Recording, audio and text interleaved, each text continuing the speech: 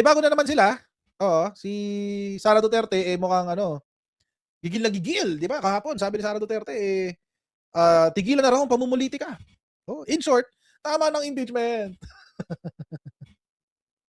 Tama na impeachment. Ayoko na ng impeachment. Tigilan na natin ang pamumulitika. 'Yun ang ibig sabihin noon. Ayaw na niya ng impeachment. Kaso, mga kababayan, wala na eh. Nandito na tayo, naumpisahan na yung impeachment. Wala nang pipigil dito. Supreme Court na lang ang pipigil dito kung mayroong grave abuse of discretion. Otherwise, wala. Tuloy-tuloy na to.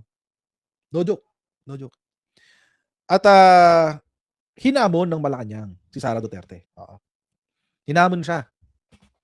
Dahil, mga kababayan, dahil dun sa comment niya ng pamumulitika daw, hinamon siya ng Malacanang. Oo. Ito yung sagot sa kanya ng Malacanang. Hinamon ng Malacanang si Vice President Sara Duterte na patunayang wala siyang nagawang impeachable offense. Kasunod yan ang pahayag ng bise na itigil na raw ang anyay pamumulitika. Pati si Mayor Baste Duterte hindi rin pinalampas ng palasyo. Narito ang Frontline Report. Huwag niyo talagang palampasin yung mga hype na. Tigilan muna natin yung pamumulitika at pananawagan nila ng transparency and accountability. Pero ang totoong pakay nila ay ang kanilang mga sariling political interest. Muling Sobrang payat ni Sara, no? Pansin nyo ba? Sobrang layo na niya sa dati. May panga na siya, oh. Mukha na siyang lalaki. Di ba nagagawa ng Ozempic? Parang Ozempic face to guys, oh. Tingnan nyo. Di ba? Parang Ozempic face. Tsaka si Basti rin eh. Oo, biglang pumayat. Feeling ko Ozempic. Ayan, tuloy natin. naglitanya si Vice President Sara Duterte na pinupolitika siya sa gitna ng paggulong ng kanyang impeachment trial. Kaya belta ni Palace Press Officer Undersecretary Claire Castro, ang dapat pagsabihan ng bise ay ang kanyang mga kaalyado na nagpapakalat umano ng fake news laban kay Pangulong Bongbong Marcos. Totoo naman. Dagdag pa ni Castro, obligasyon ng bise na sagutin ang mga paratang laban sa kanya. Wala raw namumulitika. Aniyan, nakasaad sa konstitusyon ang impeachment trial.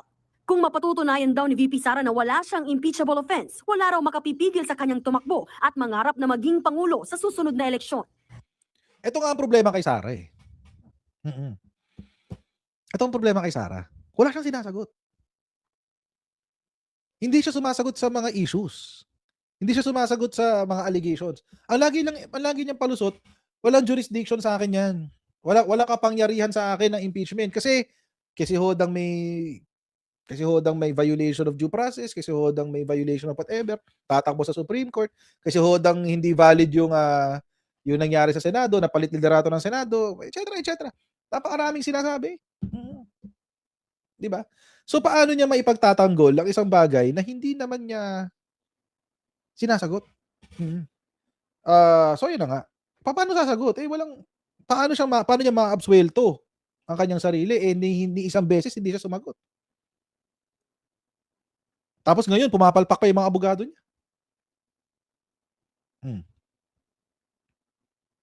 Imagine, yun, alam niyo mga kababayan, hanggang ngayon, hindi ko makapaniwala na ginawa ng mga abogado niya na gawing self-defense yung death threat niya. Hanggang ngayon talaga, hindi ko makapaniwala. Kasi parang it's a novice move. Pang mga law student na pagkakamali yun eh. Di ba? Kung yung magkakamali ka na law student, ganun na i-expect mo. Kaso hindi eh. They're claiming to be experts. Expert law practitioners. And by the way, mga kababayan hindi mo natin sila, kasi trabaho nila yan. Binayaran sila ni Sara Duterte para ipagtanggol siya. So hindi natin sila kukwestiyonin sa mga motibo nila. Oo. Pero, yung strategy. Ang laking pagkakamali talaga nun nung ginawa nilang yun kay Zuleika Lopez. Ngayon, dahil sila yung nag-introduce kay Zuleika Lopez, syempre, iti-take advantage na ng prosecution yan. Kaya nga inimbita na si Zuleika Lopez sa susunod na hearing.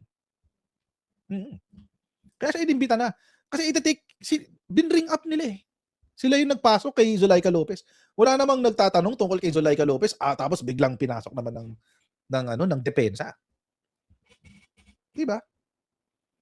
So, Actually, I think it's really a misstep. Ano yan, laking ano. Siguro ngayon nire-regret na nila. Ba't ba natin ginamit si Zulaika Lopez? Mali. Dapat pala iba na lang ginamit natin. Kasi mali talaga. Palpak talaga, guys. Palpak talaga. No joke. So, at saka ano nga, it's an error that a new lawyer will make. Kung bagito kang abogado at wala kang law firm at sarili mo lang ang law firm mo, posibleng magkamali ka ng ganun. Pero ang laki ng law firm kasi ng Fortuna Arbasa. Diba? Tagal na nun eh. So, it's really a misstep sa kanila. Kaya lahat ng legal experts na kung mapapanood nyo lahat ng legal experts ngayon, yun talaga ang sinasabi nila. It was a win for the prosecution itong 3 araw na to, 2 days. It was a win for the prosecution. Wala. Pero okay lang yun. I mean, sa akin naman, happy naman ako na it's a win for the prosecution. Pero may nag-mention ngayon sa chatroom. Unless you are Ferdy Senior who abogadoed himself. Who lawyered himself. At least yun, yung kay Apolacay, intindi no? Hindi siya lawyer nun, law student siya nun. Law student. Ang lupet, men. Na napawalang sala niya yung sarili niya on appeal. Galing, men. Galing. O yan. Nakakaingit, no? Sana lahat tayo ganun katalino. Diba? Sana lahat tayo ganun katalino. But anyway, so, I really think it's a misstep. At for next week, kailangan nilang bumawi. So feeling ko ngayon, matindi ang training nila matindi ang kanilang training kay Zulaika Lopez. Malamang may mga session sila, may mga nag-i-interview sila. Walang weekend ngayon sa Zulaika Lopez. Oo. Wala siyang weekend ngayon. Nagpa-practice sila ngayon ng script sigurado. Simula kahapon hanggang linggo, magpa-practice siya ng script. Yan ang gagawin nila. Kasi kailangan nilang mabawi yung last week. So, ako I'm curious kung paano nila gagawin yun. Kung paano nila gagawin yung depensa na yun. Pero sa ngayon, dapat daw igalang at huwag politikahin ang proseso. Kapag kasi na-convict ang bise sa impeachment trial, hindi na siya pwedeng humawak ng anumang posisyon sa gobyerno.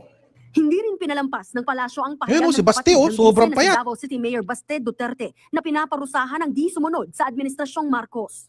Sila yung nasa kapangyarihan. Kung sino yung hindi sumunod sa kanila o ayaw sumunod sa kanila, paparusahan talaga nila yan. Wait. Kayo ba wala sa kapangyarihan?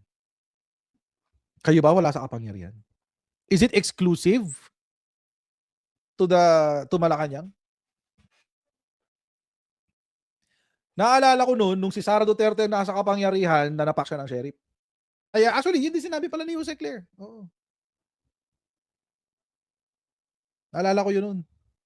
Nung nagtapon kayo ng basura sa DENR, pag ba hindi ka sinunod ng mga tao mo, ano gagawin mo sa kanila? Kaya nga 'di ba, yung mga kaalyado ni Rodrigo Duterte nung siya yung naging presidente, nagpulasan nung ayaw sumunod sa kanya. Nag-alisan, nagpuntahan ng abroad, nagsipaghilingan ng asylum kasi papatayin sila. Napatay na nga yung isa yung tatay ni Espinosa. Dating kaalyado na ayaw sumunod kay Digong. O di yun, patay. Gusto pang isunod si Jed Mabilog. Si Mayor Jed Mabilog. Ayaw sumunod kay Digong. Papatayin. Nagtago sa US. Galawang kriminal no? Galawang kriminal talaga. Pag Duterte. Ayaw sumunod sa kanila, paparusahan talaga nila yan. Kaya sagot ni Castro, ang pagsuntok sa sheriff na gumaganap lang sa tungkulin ang tunay na abuso sa kapangyarihan. Matatanda ang nanuntok ng sheriff si VP Sara sa isang demolition noong 2011 habang mayor pa siya ng Davao City. Samantala, bumelta rin sa bise si House Prosecutor Joel Chua. Sabi ni Chua, sagutin muna ni VP Sara ang mga aligasyon bago kumana ng namumulitika lang. Matagal na rin pong nag-aantay ang ating mga kababayan sa sagutin niya ang issue kung sino si Mary Grace Piatos. At matagal na rin po nag-aantay ang ating mga kababayan sa sagot niya kung saan po nakuha yung transaksyon na nagkakahalaga ng 6.7 billion na inilabas po ng AMLAC. Yan po muna ang sagutin niya bago po siya magsabi na kami ay namumulitika lamang. Wala pang komento si VP Sara sa mga pahayag ng palasyo at ni Congressman Chua. Ba't no comment? Di ba? Kapag titirahin mo ang administrasyon, ang dami sinasabi. Pero pag siya ang tinanong, saan mo dinala ang 6.7 billion pesos? Nasaan ang confidential funds? Pinupolitika ka? Gaslighting yun, guys. That's political gaslighting to the nth level. Oo. Sumagot ka muna sa issue. Kasi alam nyo, mga kababayan, ang tagal ni. Isang taon mahigit na yan eh. Oy, meron gustong maipagano yata dito. Ayan. Yung flood control, kailan mo ibubunyag? Gusto mong pakita ko sa iyo mga video? Hindi, sample lang kita ng isa. Yung alis. House probe uncovers 332 billion pesos flood fund scam. January 4, 2019. Agot.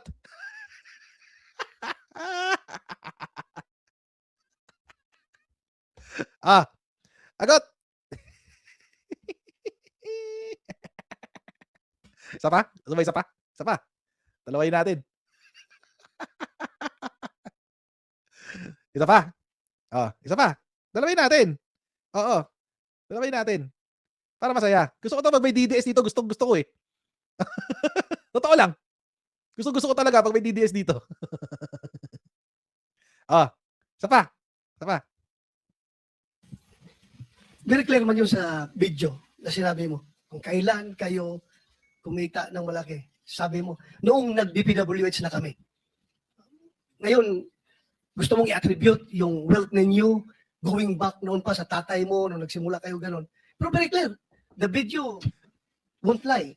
Sinabi mo, noong nag-DPWH na kami. Yes po. So, kailan ba kayo nag-DPWH? Parang sometime in 2012, nag-start kami with DPWH. Can you be definite with your answer? Parang 2012? Oh, please, because you're under oath, please Yes po. make sure of your answers. Sometime in 2012, we started with DPWH. We started with joining biddings. Pero prior to that, we were with local government.